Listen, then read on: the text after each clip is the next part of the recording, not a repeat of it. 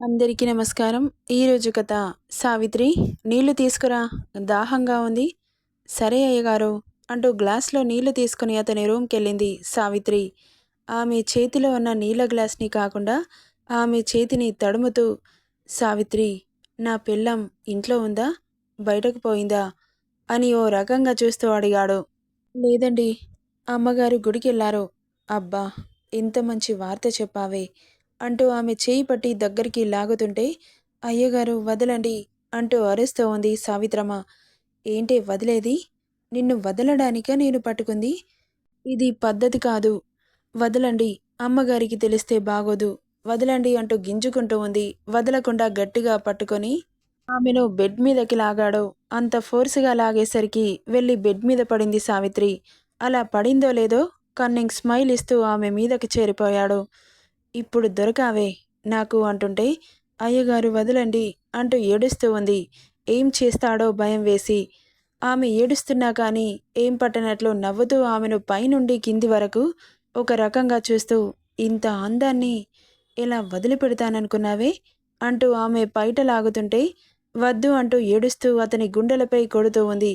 ఆమె చేతులని బెడ్కి అదిమి, అరిచావనుకో చంపేస్తా, సైలెంట్గా పడుకో, ఏం చేసినా నోరు తెరవకు అంటూ పక్కనే ఉన్న కత్తి తీసి చూపించగానే గుడ్లు పెద్దవి చేసి భయంగా చూసింది. ఇక రూమ్లో ఉన్న లైట్స్ ఆఫ్ చేసి ఆమె చీరలాగి పక్కన పడేసి ఆమె ఎద మీద పంటిగాట్లు పెడుతుంటే, ఆమె బ్లౌజ్ని కూడా తొలగిస్తుంటే ఆమె కళ్ళ వెంట నీరు ప్రవాహంలా వచ్చేస్తోంది. ఎలాగైనా అక్క నుండి తప్పించుకోవాలని అనుకుంటూ ఆలోచిస్తూ ఉంది. అతని బలం ముందు ఆమె బలం ఏం సరిపోతుంది? పెనుగులాడి అలిసిపోయింది. ఆమె నడుం మీద ఇష్టం వచ్చినట్లు కొరుకుతున్నాడు. నొప్పికి హా అంటూ అరిచింది. మెల్లగా ఆమె శరీరం నుండి బట్టలు వేరవుతున్న వేళ, ఇక ఆమె జీవితం ఇంతటితో ముగిసిపోయిందని గుండె ముక్కలవుతున్న వేళ, సడన్గా తెరుచుకుంది డోర్. ఏం చేస్తున్నారండి చీకట్లో అంటూ లైట్ వేయబోతే, ఆగు లక్ష్మి అంటూ అరిచాడు అతను. ఏమైంది అంటుంటే, ఇక్కడి నుండి వెళ్ళు అని ఆమెను బెదిరించి భార్యని వెనక నుండి హత్తుకున్నాడు. ఏం చేస్తున్నారు పొద్దు పొద్దున్నే, ఏంట సరసాలు అంటుంటే, సరసాలు ఆడడానికి కూడా టైం చూసుకోవాలా అంటూ ఆమెను బెడ్ మీద కూర్చోబెట్టి ఆమె మీదకొస్తుంటే, ప్లీజ్ అండి, ఇప్పుడే గుడికెళ్ళొచ్చాను, ఇలా చేయడం తప్పు, ఏం ఉన్నా రాత్రి చూసుకోండి ఇలాంటివి అంటూ అతన్ని దూరం నెట్టి అక్కడి నుండి వెళ్ళిపోయింది లక్ష్మి. వెళ్తున్న భార్యని కోపంగా చూస్తూ, మంచి ఛాన్స్ మిస్ చేశావే రాక్షసి, దీనిని ఎలాగైనా దీని పుట్టింటికి పంపించేయాలి అని కోపంగా అనుకుంటూ అక్కడి నుండి వెళ్ళిపోయాడు. ఇక సావిత్రికి భయం పట్టుకుంది. ఇంట్లోకి రావాలంటేనే. ఇప్పుడంటే టైంకు అమ్మగారు వచ్చారు కాబట్టి నా జీవితం నాశనం కాకుండా చేసింది, కానీ ఇప్పటికీ ఇలా జరుగుతుందని ఎలా చెప్పగలం? ఇప్పుడు నేనేం చేయాలి అని బాగా ఆలోచిస్తూ ఉంది. ఇక రోజులలా గడుస్తున్నాయి. యజమానికి పిచ్చి పడుతోంది. సావిత్రిని దూరం నుండి చూస్తూ కడుపు నింపుకుంటున్నాడే కానీ తనని ముట్టుకోవడం అవ్వట్లేదు అని. ఇక ఒకరోజు లక్ష్మి జ్వరంగా ఉందని అలాగే పడుకుండిపోయింది.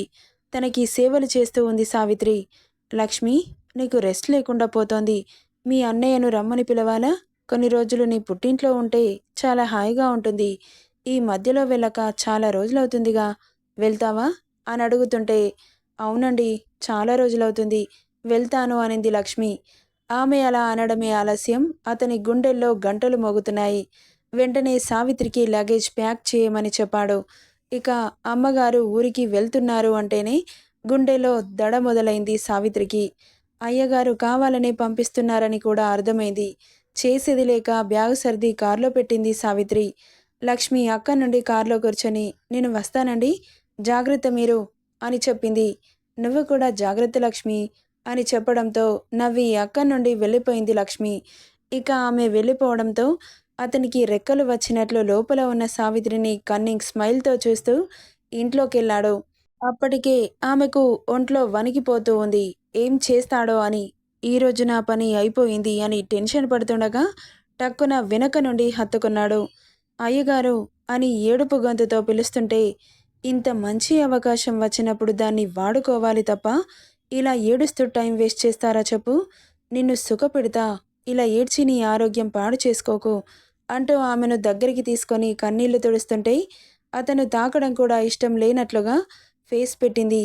అసలే కోరికలతో ఉన్న అతను ఇంట్లో ఉన్న ఒక అడ్డు కూడా తన భార్య లేకపోవడంతో ఆమెను అమాంతం ఎత్తుకొని అతని రూమ్కి తీసుకెళ్తుంటే, మీ కాళ్ళు పట్టుకుంటాను, నేను పని మనిషిని, మీరిలా చేయడం చాలా పెద్ద తప్పు అంటూ చాలా దీనంగా బ్రతిలాడుతున్న వాడి రాతి గుండె కరగట్లేదు. ఇలా బ్రతిలాడి టైం వేస్ట్, నీ ఎనర్జీ వేస్ట్, నువ్వేమైనా చేసుకో, నేను మాత్రం ఈరోజు నిన్ను నా సొంతం చేసుకొనిదే నిన్ను వదిలిపెట్టను. ఎందుకయ్య గారు, మహాలక్ష్మి లాంటి అమ్మగారు ఉన్న తర్వాత నా మీద ఇలా దురభిప్రాయం ఎందుకు కలిగింది అని ఏడుస్తూ అడుగుతుంటే, నీ మీద నాకు ఎప్పుడో కోరిక కలిగింది, మీ అమ్మగారి మీద బోర్ కొట్టింది, నువ్వు దానికంటే చాలా అందంగా ఉంటావు, నీ ఒంపు సొంపులు నీ సైజులు దానికంటే ఎక్కువగా ఉంటాయి, నిన్ను ఇలా చూసిన తర్వాత ఏం మగాడు ఆగుతాడు చెప్పు, అసలే ఫ్రెష్ క్యాండిడేట్, ఇంకా పెళ్ళి కూడా అవ్వలేదు నీకు, ఇక ఇంత మంచి ఆఫర్ని ఏ విధవ ఎందుకు కాదనుకుంటాడు అంటూ తన రూమ్ రావడంతో ఆమెను బెడ్ మీద పడేసి డోర్ క్లోజ్ చేశాడు. అయ్యగారు, నన్ను వదిలిపెట్టాలంటే ఏం చేయాలో చెప్పండి, చేస్తాను, ఇలా చేయకండి అంటూ వేడుకున్నా కానీ నువ్వు ఎంత ఏడ్చి అరిచి గీ పెట్టినా నేను వదలను. ఎందుకంటే నువ్వు నాకు చాలా బాగా నచ్చావు. నా పెళ్ళాన్ని అందుకే కదా పుట్టింటికి పంపించింది. మళ్ళీ అది వచ్చిందంటే నీతో కలవటం నాకు వీలు కాదు అంటూనే అతని బట్టలు విప్పడం ఎదురుగా ఉన్న సావిత్రి బెదురు చూపులు చూస్తూ ఉంది. ఇక వాడి పాయింట్ బెల్ట్ తీసి పాయింట్ కూడా విప్పాడు. ఇక అతను అలా దగ్గరకొస్తుంటే వెనక్కి వెనక్కి వెళ్తూ ఉంది సావిత్రి. ఇక వెనక బెడ్ రెస్ట్ అడ్డు రావడంతో ఏడుపు మొహం వేసుకొని చూస్తూ ఉంది.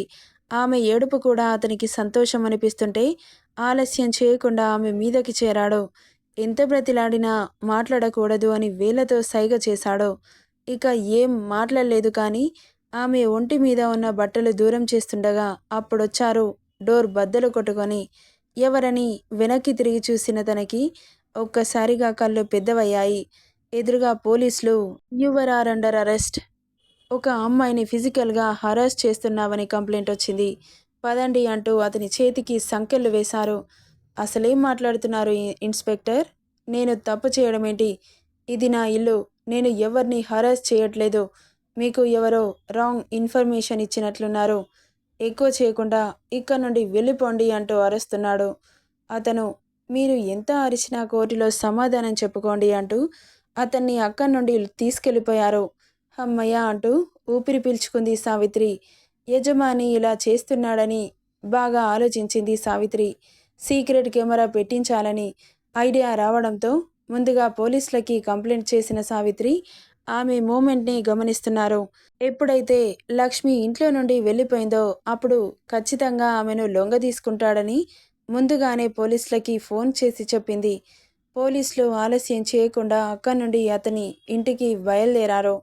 ఇక వాళ్ళు చూస్తున్న దృశ్యానికి కోపం వస్తుంటే వెంటనే అతన్ని తీసుకొని వెళ్ళిపోయారు. నా భర్తని ఎందుకు అరెస్ట్ చేశారు ఏసై గారు, మీరేం చేస్తారో నాకు తెలీదు, నా భర్తని విడిపించండి అంటూ అరుస్తోంది లక్ష్మి.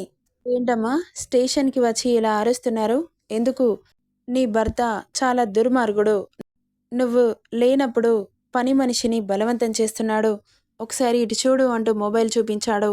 ఎస్ఐ గారు అది చూపించగానే ఆమె కాళ్ళ కింద భూమి కనిపించినట్లయితే ఇక లక్ష్మి కోపంతో అతని దగ్గరికి వెళ్ళింది.